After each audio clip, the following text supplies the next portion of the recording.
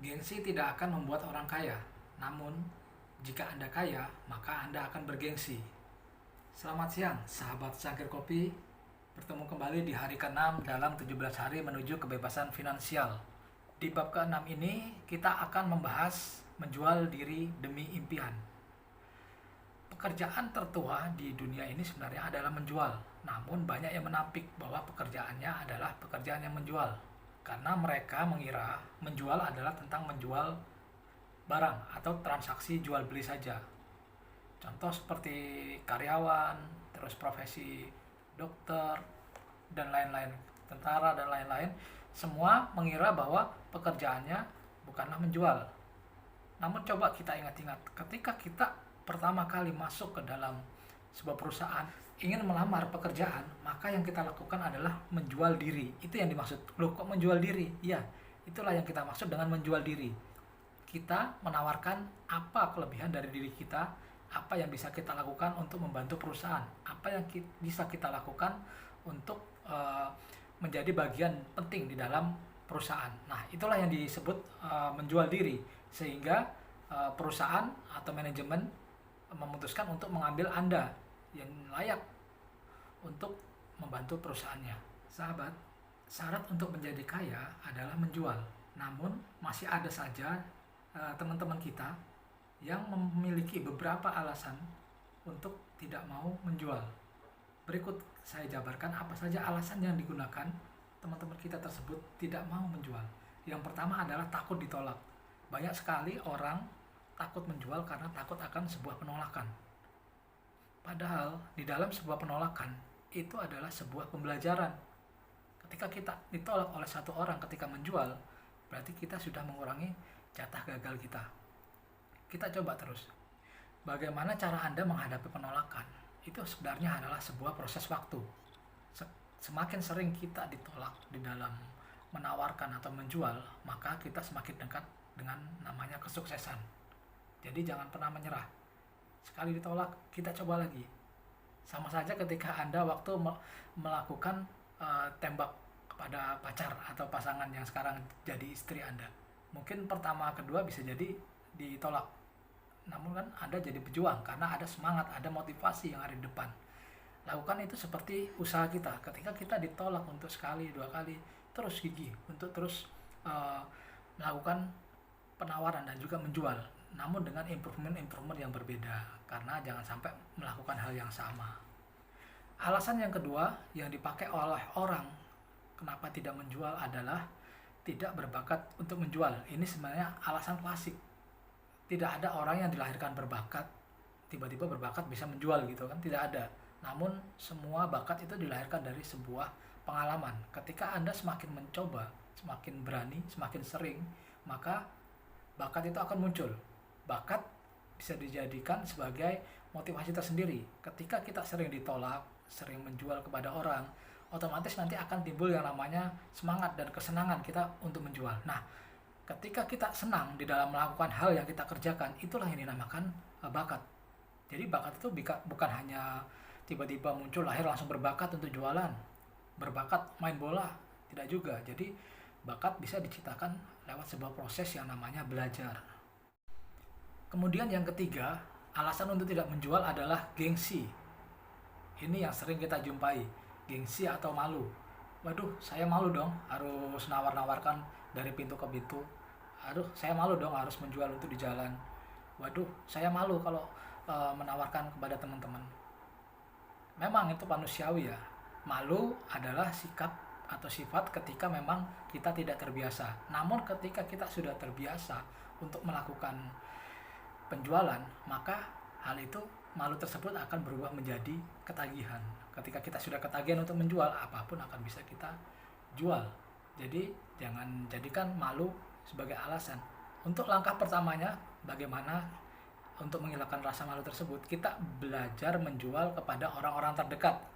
Contoh kepada adik, contoh kepada orang tua, kepada teman, sahabat, dalam yang lingkungan terdekat kita. Hal itu untuk membiasakan diri kita. Ketika kita sudah berani atau terbiasa untuk melakukan penjualan atau komunikasi kita sudah bagus dalam menjual, maka hal tersebut akan malu akan hilang dengan sendirinya. Gengsi. Ingat yang saya sampaikan yang pertama tadi, gengsi memang tidak akan membuat Anda kaya, namun ketika Anda kaya, Anda akan bergengsi. Kemudian yang keempat, alasan untuk tidak menjual adalah tidak enak untuk menjual. Kita banyak sekali memiliki perasaan yang tidak enakan. Contoh, kita menjual kepada teman kita, menjual kepada orang yang kita kenal, kita ada perasaan yang tidak enak. Yang harus kita tanamkan di dalam diri kita, yang dilakukan banyak orang-orang sukses adalah business of business. Bisnis adalah sebuah bisnis, bukan sosial. Ketika kita membicarakan hal sosial, maka akan di ranah yang berbeda. Kita ini sedang membicarakan tentang bisnis. Jadi bisnis adalah menyampaikan value dan kita mendapat keuntungan dari selisih harga yang kita sampaikan. Itu salah satu dari value-nya bisnis tadi. Jadi kita hilangkan potensi tidak enak tadi. Kita bayangkan, kita menjual itu halal. Seperti di dalam agama saya, Islam, Allah menghalalkan jual beli dan mengharamkan riba. Sudah jelas di situ bahwa jual beli adalah halal.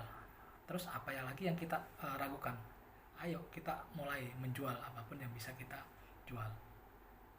Jadi tidak enak mana ketika kita menjual barang atau menjual sesuatu, atau kita harus meminta. Kan kita tidak diajarkan untuk meminta-minta, tapi kita diajarkan untuk jual beli. Yang kelima, alasan untuk tidak menjual adalah tidak ada yang bisa dijual. Ketika orang mengatakan tidak ada yang bisa dijual, berarti paradigma atau pemikiran orang tersebut masih mengibaratkan jual beli itu adalah ada barangnya yang akan dijual. Padahal sudah kita sampaikan tadi bahwa menjual itu bisa juga ide konsep. Kalau sahabat semua nonton di hari-hari sebelumnya, kita ada membahas tentang era di mana sekarang ini kita masuk di sebelum era disrupsi adalah era konseptual. Orang-orang yang berhasil sukses adalah mereka yang mampu mengkonsepkan pemikirannya menjadi sebuah usaha. Nah, itu juga termasuk menjual. Ketika kita bisa menjual sebuah konsep untuk disampaikan, maka itu juga menjadi salah satu jual beli konsep. Contoh, arsitek, dia akan menggambar sebuah bangunan yang akan digambarkan. Itulah konsep yang digambarkan oleh mereka. Ide-ide cemerlang sekarang lebih mahal daripada pekerjaan yang menggunakan tenaga. Jangan salah, mari kita menjual. Sahabat, setelah tadi kita sudah belajar tentang mengapa kita harus menjual, saat ini saya akan berbagi 6 tips untuk menjual yang sukses. Yang pertama adalah membangun kepercayaan, trust. Itu yang paling penting di dalam pengusaha, kepercayaan yang kita bangun. Menjual, kadang-kadang ada orang yang apapun yang dijual, asal dia yang menjual, itu pasti akan laku. Nah, itulah yang dinamakan trust. Orang sudah percaya sama dia. Untuk membangun sebuah trust tadi, ya komitmen, kebiasaan, dan juga berani memegang janji. Ketika trust sudah terbiasa, otomatis secara tidak langsung nama kita, itu adalah pentingnya dibangun sebuah yang dinamakan personal branding. Ketika kita sedang membangun personal branding, di situ kita juga sedang membangun trust. Kita pegang teguh. Kalaupun kita tidak mampu melakukan apa yang kita jalankan, kita harus mampu mengkomunikasikan kepada orang yang kita janjikan tadi. Ketika trust sudah terbangun, maka secara otomatis apapun yang kita jual akan menjadi sangat mudah. Kadang-kadang tidak perlu kita menjual pun orang akan nanya ke kita, saya ingin ini, saya mau ini, apakah Anda bisa mengadakan buat saya? Padahal kita tidak menawarkan. Akhirnya disitulah terjadi transaksi yang menghasilkan tentunya. Kemudian yang kedua adalah mencairkan suasana. Gini, saya ada sebuah cerita tentang sebuah perusahaan besar. Sales dari sebuah perusahaan tersebut dikerahkan untuk negosiasi dengan pengusaha besar. Semua sales yang ada dikerahkan untuk ke sana untuk supaya proyek yang besar tersebut bisa deal ke perusahaan orang ini. Namun berbagai tindakan dilakukan tidak berhasil. Jangankan untuk menjual, bertemu atau komunikasi pun susah. Akhirnya sales senior tadi pada kebingungan. untuk melakukan cara apa lagi. Berkomunikasilah dia dengan atasannya. Kemudian sang atasan yang memang sudah berpengalaman tadi akhirnya datang sendiri untuk membuat janji dengan owner dari perusahaan yang punya project tadi. Secara tidak langsung, tripsnya yang dilakukan adalah beliau berkunjung ke kantornya, terus datang hanya sekedar ngobrol, bercerita, sama sekali tidak membahas apa yang akan dilakukan gitu. Kemudian beliau tadi setelah selesai ngobrol tentang keluarga, tentang hobi dan lain, bercerita tentang apa yang yang disukai oleh bos dari perusahaan tadi. Kemudian dia pamitan untuk pulang. Setelah mau pulang, sampai di depan pintu, dia baru ngomong, "Oh iya Pak, tadi ada tim saya yang akan mau ngobrol untuk proyek ini." Karena sudah disentuh hati daripada owner dari perusahaan yang punya proyek tadi, dia langsung, "Oke, silakan, aman saja." Sesimpel itu, tidak perlu presentasi dan lain-lain. Karena sudah trust tadi sudah terbangun, yang pertama. Yang kedua, mencairkan suasana. Di dalam ilmu communication skill itu dijelaskan bagaimana cara kita untuk mencairkan suasana, untuk berkomunikasi dengan orang lain. Kita harus mengetahui apa saja keinginan, apa saja karakter dari lawan bicara kita.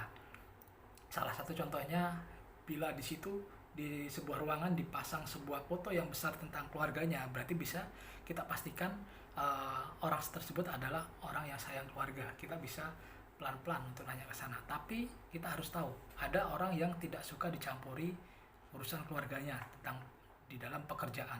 Maka pintar-pintarlah kita dalam melihat suasana. Apa yang ada di mejanya, apa yang ada dipajang di dalam ruangannya, hal tersebut adalah orang-orang yang disukai. Kita bisa membuka pembicaraan tentang hal tersebut. Dan ingat, cara-cara komunikasi yang baik nanti akan dijelaskan di sesi yang lain. Salah satu contohnya adalah cara duduk kita menatap, cara tangan kita dilipat, cara tatapan mata kita, mendengarkan selalu senyuman. Itu beberapa tips untuk kita mencairkan suasana. Memang yang paling mudah adalah berkomunikasi atau ngobrol masalah hobi. Itu masalah yang simpel. Kebanyakan orang suka dipuji atau disanjung, tapi juga jangan yang lebay atau berlebihan, karena akan berdampak yang tidak bagus. Sahabat, tahukah Anda siapa orang yang saya ceritakan di awal tadi? Dia adalah almarhum Bob Hasan. Beliau adalah pengusaha terbesar pada masa itu di Indonesia, dan owner dari perusahaan tadi adalah bos daripada Astra. Jadi dua orang tersebut membangun sebuah kerjasama yang baik, yang bagus, proyek yang besar, hanya dengan komunikasi yang memang kedekatan, trust, kepercayaan, dan juga bisa mencairkan suasana. Tips yang ketiga dalam menjual adalah galilah kebutuhan. Kita harus tahu apa yang dibutuhkan oleh pelanggan atau customer kita. Jangan asal menjual. Contoh gini, kita menawarkan mobil kepada orang yang ingin mencari sepeda motor. Jelas gak akan nyambung. Karena apa? Secara kemampuan finansial, secara kebutuhan apa yang diinginkan oleh orang tersebut itu tidak masuk.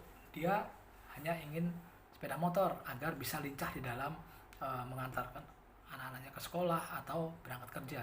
Namun Anda menawarkan mobil dikarenakan memang Anda lagi butuh sales yang besar. Itu tidak akan masuk. Kenapa? Memang kebutuhan dari orang tersebut berbeda dengan apa yang kita tawarkan. Jadi banyak sekali sales atau marketing yang menawarkan sebelum bertemu orang, biasanya beliau akan bertanya, "Apa yang bisa dibantu Pak? Selamat siang, apa kabar?" dan lain-lain. Jadi tidak harus saya menjual mobil ini dengan harga, walaupun Anda diskon 50%, walaupun dengan promosi-promosi yang gila-gilaan. Jika orang tersebut tidak membutuhkan, maka bisa dipastikan produk Anda tidak akan dibeli. Jadi dealnya sebuah jual beli bukan hanya ditentukan tentang harga, diskon, ataupun promosi-promosi yang hebat, namun juga ditentukan oleh kebutuhan daripada pelanggan kita. Apa yang diinginkan, need-nya apa, kebutuhannya apa, value apa yang bisa kita tambahkan. Kemudian yang keempat adalah cari solusi. Banyak sekali seorang penjual yang mengesampingkan daripada apa yang diperlukan oleh pelanggannya. Problem apa yang ada di dalam pelanggannya. Dia hanya mengutamakan dari value atau nilai tambah, kelebihan-kelebihan dari produknya. Namun dia tidak melihat apa kebutuhan daripada pelanggan tadi. Contoh seperti ini. Ketika seorang pelanggan dari sepeda motor, dia ingin mencari sepeda motor yang cepat karena problemnya memang sering terlambat. Akhirnya dia cari motor yang bisa memenuhi kebutuhannya tadi, yaitu cepat. Namun si sales tadi dengan nilai lebih yang dimiliki dari produknya, irit dan juga murah, dia ngotot menawarkan produknya yang irit dan murah tadi. Akhirnya terjadilah perdebatan. Memang si sales tadi benar, ketika itu bisa irit, bisa murah, nanti kecepatan bisa ditambahkan dan lain-lain. Namun ketika Anda menang di dalam perdebatan dengan customer, bukan berarti harus deal. Bukan berarti Anda akan deal. Karena perasaan emosional dari customer tadi akan merasa sensitif. Jadi jual beli bukan masalah menang atau kalah, benar atau salah. Tapi jual beli adalah bagaimana kita menghormati pelanggan kita dan juga bagaimana kita mengetahui apa problem. Kita cari bersama daripada solusi dari problem customer tadi, sehingga menimbulkan customer akan terbantu. Ketika customer sudah akan terbantu dengan problemnya, tidak usah kita tawarkan macam-macam, dia akan closing atau dia akan memutuskan untuk membeli apa yang kita jual. Yang pertama tadi, kepercayaan tadi, terus pemikiran dan juga emosional. Ketika emosionalnya sudah terbentuk, maka secara otomatis dia akan percaya, dia akan mau, dia akan mencari produk apa yang kita jual dan dia akan pastikan untuk membeli. Kemudian yang kelima adalah closing. Jadi ini yang sangat penting di dalam jual beli. Banyak panjang lebar proses dan lain-lainnya, namun ketika di ending ada salah satu kata yang salah kita ucapkan, maka bisa terjadi tidak deal. Sia-sia apa yang kita lakukan tadi kan. Jadi teknik closing itu dapat dipelajarin. Salah satu teknik closing yang bagus adalah dengan cara kita bukan menawarkan jadi beli atau tidak, Pak. Tapi kita langsung to the point. Jadi bayarnya mau cash atau pakai kredit. Jadi bayarnya, jadi Bapak yang warna hitam atau yang warna putih. Jadi Bapak yang ini atau yang ini. Tidak jadi melakukan jadi beli atau tidak. Jadi langsung to the point ke closingnya. Ketika itu sudah bisa Anda dapatkan, mengarahkan pemikiran pelanggan tadi untuk beli, dia tidak akan ada pemilihan beli atau tidak, tapi dia akan memilih produk mana yang akan diambil sesuai dengan kebutuhannya tadi. Dan yang terakhir, yang keenam adalah after sales atau setelah penjualan. Hal ini akan menjadi yang dinamakan customer evangelist, atau orang itu bisa dijadikan pelanggan jika dia repeat order. Ketika dia masih beli sekali, berarti dia adalah pembeli. Ketika dia repeat order, berarti dia adalah pelanggan. Ketika branded atau image dari produk kita sudah melekat di dia, berarti customer tersebut sudah menjadi customer evangelist.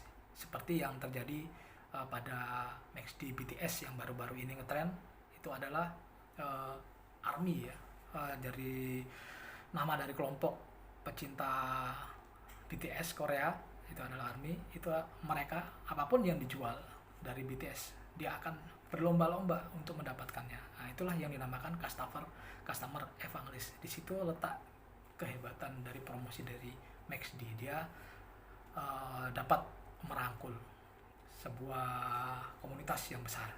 Banyak yang sudah dilakukan oleh perusahaan besar, yaitu memberikan jaminan after sales marketing. Salah satu contohnya ketika dia sudah menjual barang, masih banyak yang perusahaan-perusahaan kecil yang melepaskan begitu saja. Dia menganggap bahwa ketika sudah closing, sudah selesai, dia sudah dapat demand atau dia sudah dapat salary. Namun yang dilakukan perusahaan-perusahaan besar yang sukses, dia akan memaintain customer dia. Itu yang sekarang saat ini menjadi pemenang adalah mereka yang memiliki database sampai sedetail itu. Siapa yang memiliki banyak database, itu akan menjadi penang. Contoh Gojek, dia pasti mengedepankan database. data-data kita masuk ke sana. Jadi guna dari pengumpulan database tersebut, mereka akan memfilter dari pelanggan-pelanggannya tadi, ya dia suka apa, itulah yang akan ditawarkan. Dia keperluannya apa, dia hobinya apa, itu yang akan ditawarkan ke mereka. Nah, itu pentingnya dari sebuah database. Itulah diciptakan after sales tadi. Jadi ketika dia sudah beli, maka tidak hanya dilepas seperti itu saja. Database sudah dipegang, kemudian dia akan terus secara intensif menghubungi tentang produk atau apapun yang ditawarkan tadi atau yang sudah dijual tadi. Dia akan menanyakan kabar, dia akan menanyakan performa, dia akan menanyakan kepuasan. Itu ketika pelanggan tadi terus disentuh sebagai kepuasannya, maka yang terjadi adalah mereka merasa sangat diperhatikan. Ketika mereka merasa sangat diperhatikan, ketika ada sebuah kebutuhan, mereka tidak akan cari ke tempat lain. Saya ingin ke sini saja, saya ingin beli sama ini saja. Bahkan ketika dia tidak menjual barang yang dibutuhkan, dia juga akan nanya ke orang situ, ada nggak Pak referensi yang bisa, saya butuh ini. Contoh, dia jual perumahan, tapi customer tadi lagi butuh mobil.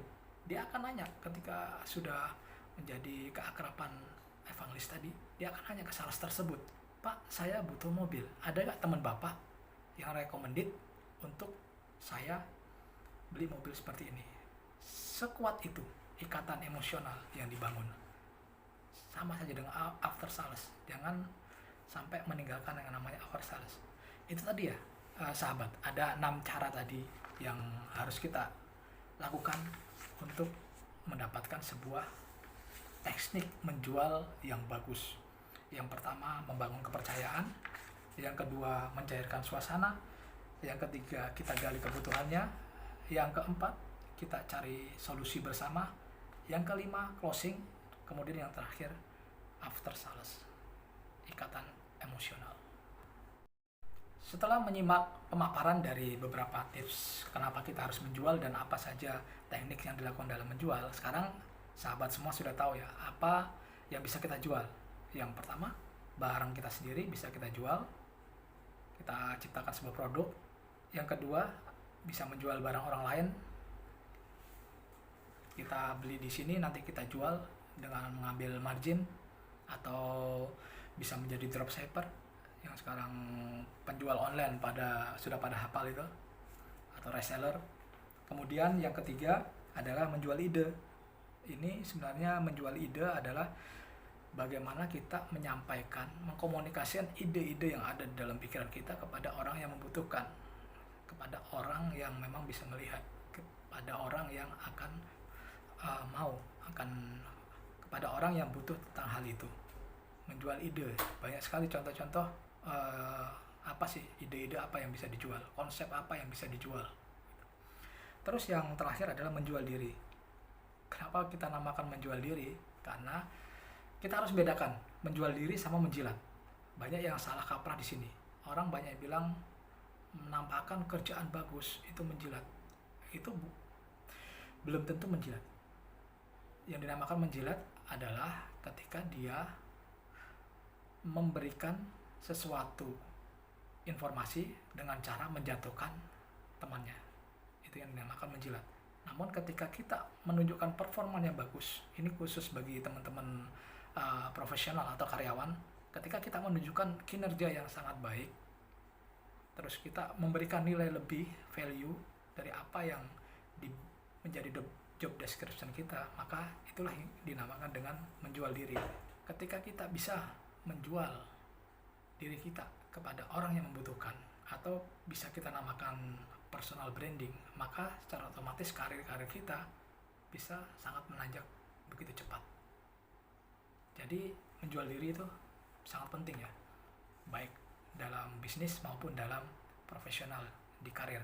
Demikian sharing di hari ke-6 yang dapat saya sampaikan, yaitu tentang menjual diri, membeli impian.